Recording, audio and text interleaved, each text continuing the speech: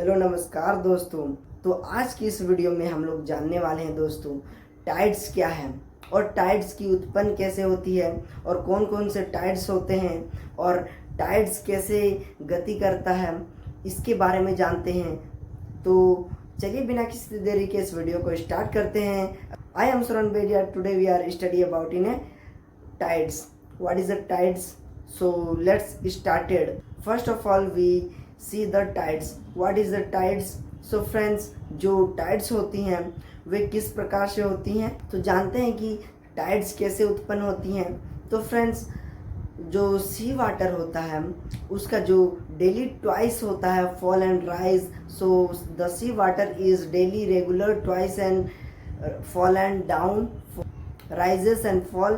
It is regular respond on the gravitational pull of the sun and moon. तो friends, जो tides होती हैं वे कैसे ऑक्यूर होती हैं? ग्रेविटेशनल पुल सन और मून की वजह से ऑक्यूर होता है और यही daily twice bye twice daily होता है, रेगुलर होता है। इसे ही रेगुलरली होता है, इसे ही क्या बोलते हैं? इस पीरियोडिकल को, इसी को बोलते हैं टाइड्स।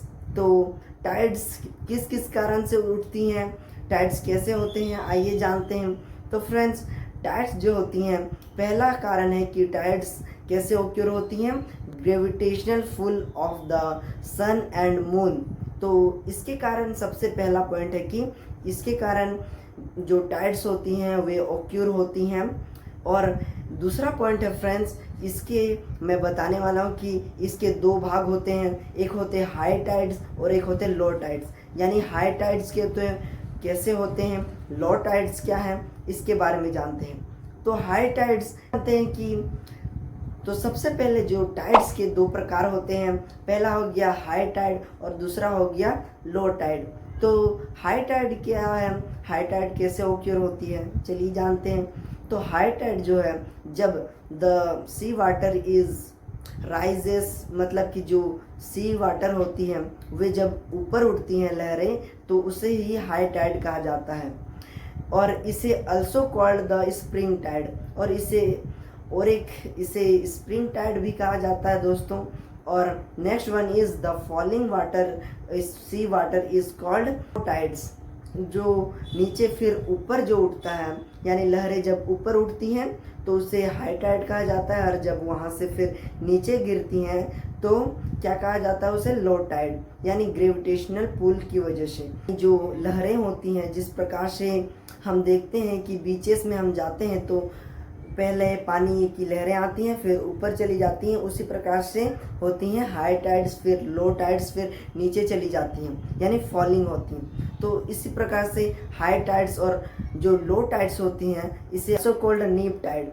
तो अब हम लोग जानेंगे कि जो हाई टाइड होते हैं और नीप टाइड होते हैं, यानी कि जो हाई टाइड और लो टाइड होते हैं वे कैसे ऑक्यूर होते हैं, इसके बारे में जानते हैं।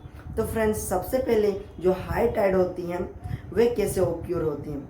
तो हाई टाइड्स जो होती हैं मंथ्स के, जब ग्रेविटेशनल पुल, पहले हाई टाइड, तो हाई टाइड कैसे ऑक्यूर होती हैं, यानी कैसे उत्पन्न होती है, आइए जानते हैं।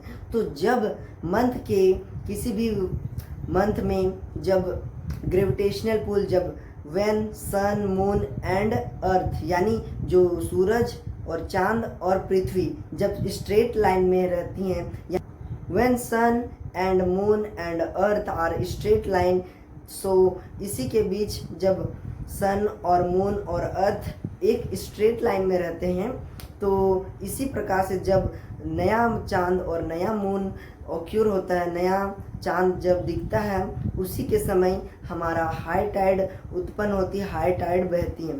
And next one is low tide. तो लो टाइड क्या होती है? जब अर्थ और मून के बीच के ऊपर एंड नीचे जब सन रहता है तब लो टाइड आती हैं। तो यही है friends, high tide and neap tide, also called spring tide and neap tide. So आज का वीडियो यही था कि अगर आपको यह वीडियो अच्छा लगा होगा तो प्लीज़ हमारे चैनल को कर दीजिएगा सब्सक्राइब और लाइक का बटन दबाना मत भूलिएगा। और किसी नए टॉपिक के साथ, मज़ेदार टॉपिक के साथ, तब तक के लिए बाय, जय हिंद फ्रेंड्स।